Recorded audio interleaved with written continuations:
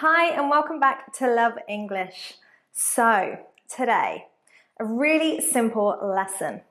3 words that I want you to stop using. Why do I want you to stop using these words? Well, if you do, you're going to have to learn some new vocabulary. It will force you to expand and build on the current vocabulary you have. It is really easy and sometimes a bit lazy to stick to using these 3 words. And if you follow my simple suggestion, you should be able to build your vocabulary range up much faster. Now, before I tell you what the 3 words are, you need to click subscribe down below. You need to ring that notification bell to make sure you are one of the first to learn about our lessons, to make sure you are one of the first to get notifications of our lessons, meaning you're the first to see the lesson, to comment, and to get replies. So, what are you waiting for? Subscribe, notifications, let's go.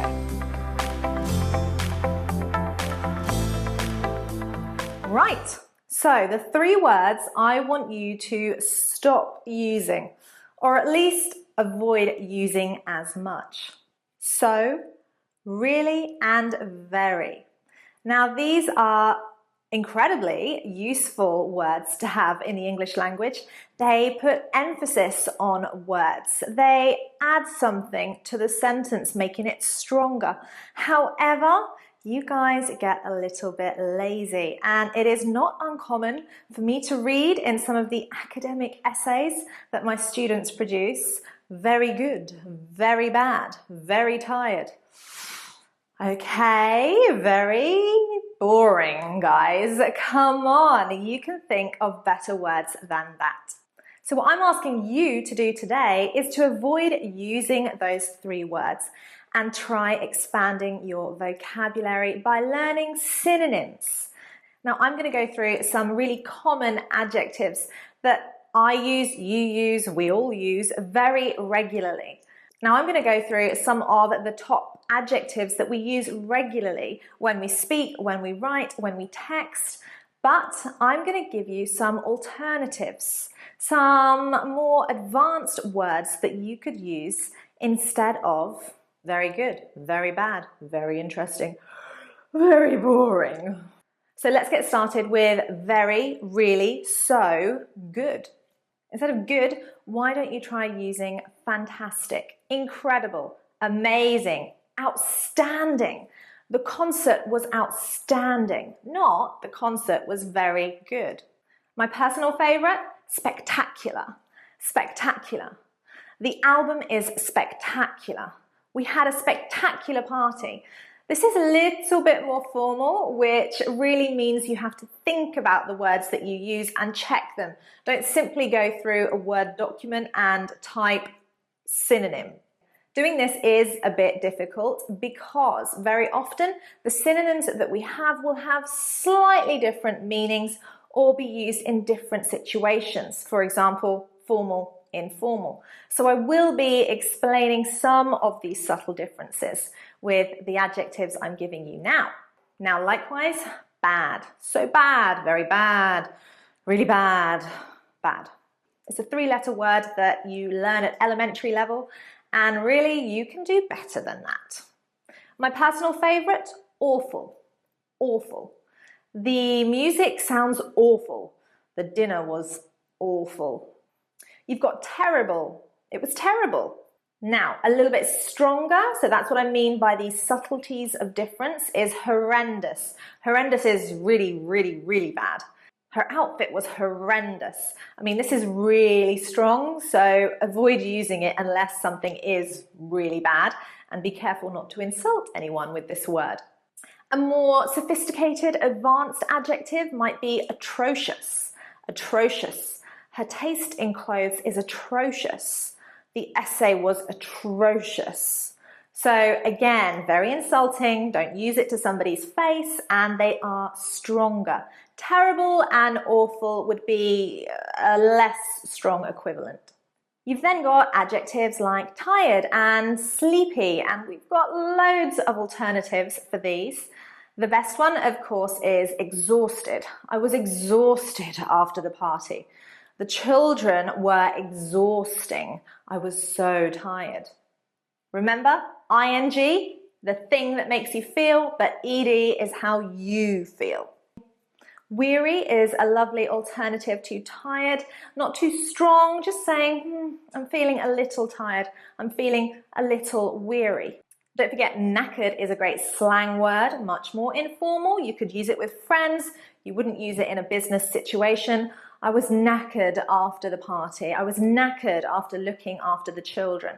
Be careful of the pronunciation, it's knackered, not naked.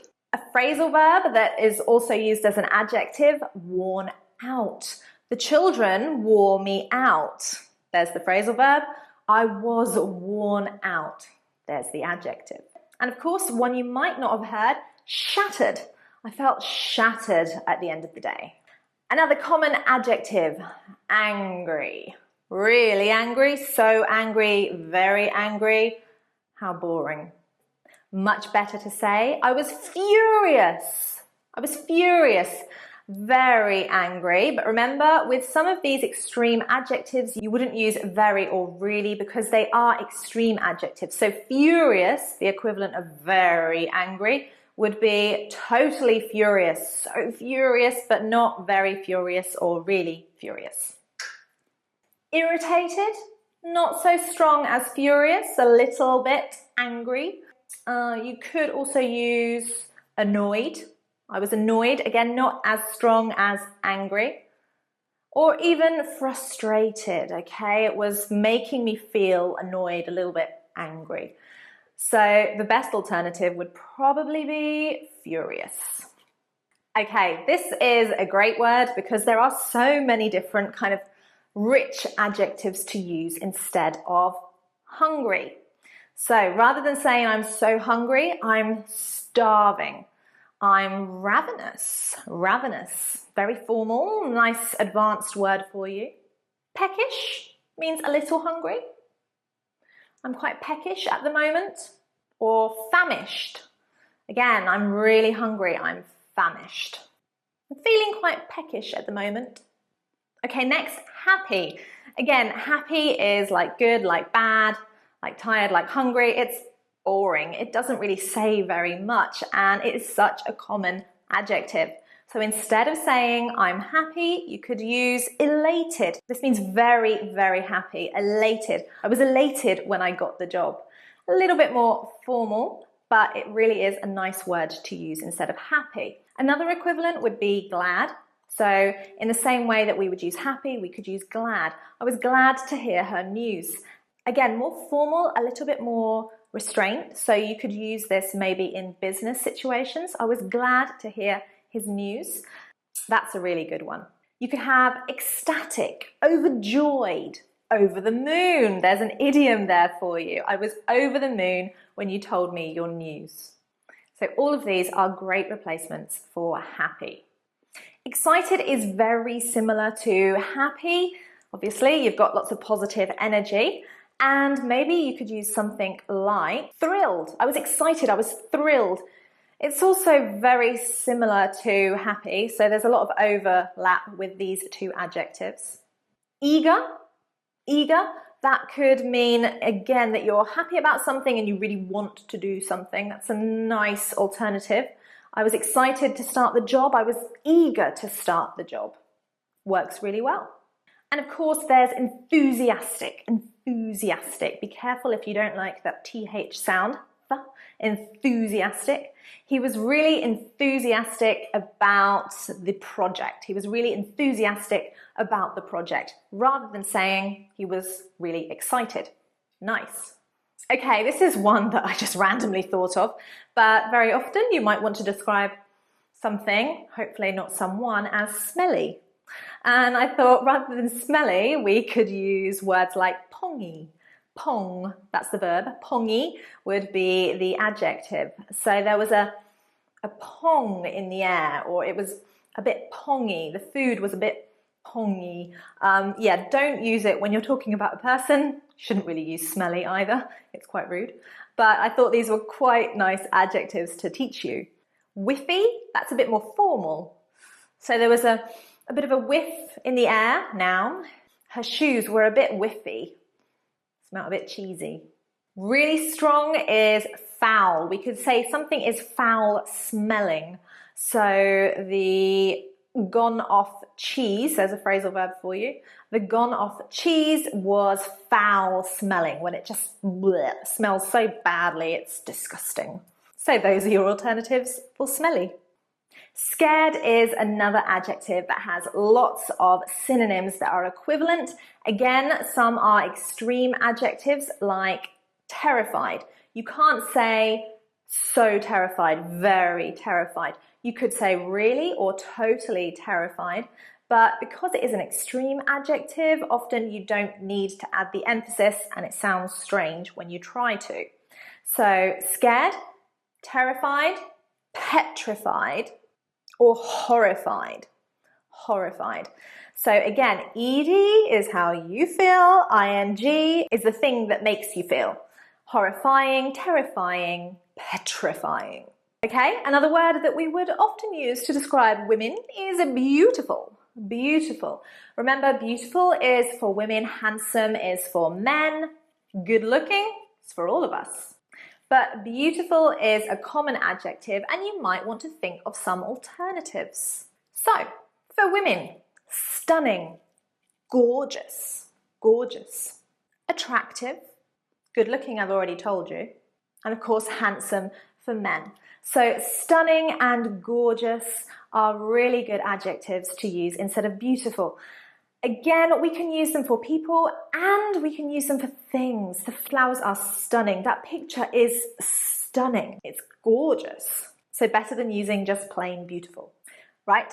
So we've got also bossy, all right? How many people do you want to say are bossy? Always telling you what to do, how to do it. Very annoying. You could use domineering. Domineering. So this is where somebody's personality is so strong, they try to be stronger than other people. Not always a very good characteristic. Overbearing. Overbearing, again, the same meaning as bossy. And of course, dictatorial. Dictatorial, coming from dictator, which is kind of self-explanatory, I think. Dangerous, rather than very dangerous, so dangerous, really dangerous, you could say hazardous, treacherous, that's a nice one, treacherous, or perilous, perilous. The sport is very hazardous. Walking across the mountain was hazardous. You'll see these words as well in different situations. A hazard, again, we've got the noun form rather than a danger. Danger is the standard adjective. We've got those other adjectives we could use instead. Hazardous, treacherous, perilous.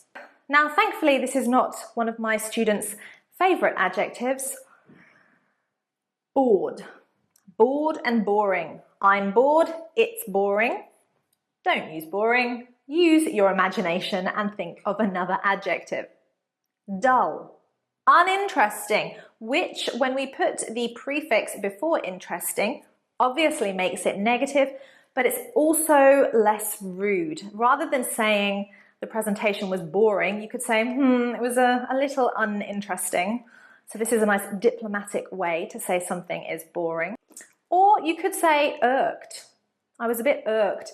It was irksome. Again, more formal actually, so you wouldn't necessarily use this in everyday English, maybe in business English or academic English, but again, bored is such a boring word. Try one of those alternatives. Similarly, and of course, lastly, we've got interesting. So the film was interesting. Again, not the most imaginative adjective to use. Why not try an extreme adjective? Fascinating. Fascinating. I was fascinated. It was fascinating. Intrigued. Intriguing. The film was intriguing. Curious.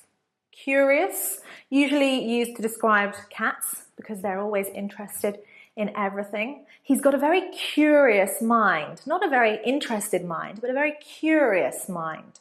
Engrossed. I was engrossed in the film. Remember that these adjectives do have slightly different. So when you are engrossed in something, you are so absorbed in it. You just are really interested that you can't focus on anything else. Engrossed. Or another alternative, a final alternative, captivated, captivating. The film was captivating. It was so interesting, but it also has a slightly more romantic, artistic feel to this word. So captivating. I hope this lesson was captivating, and I hope it's going to encourage you to realize how rich the English language is, that there are so many alternatives to those boring, dull adjectives that we use every day. They are super easy to use, but you have to practice. So comment in the box below and just write some sentences. Was this lesson dull or was it captivating? Are you feeling peckish or are you starving? Remember the subtle differences in some of these adjectives and the different situations you can use them in. So, thank you very much for watching. I hope you have already subscribed, clicked that little bell, and I'll be seeing you soon for our next fascinating lesson.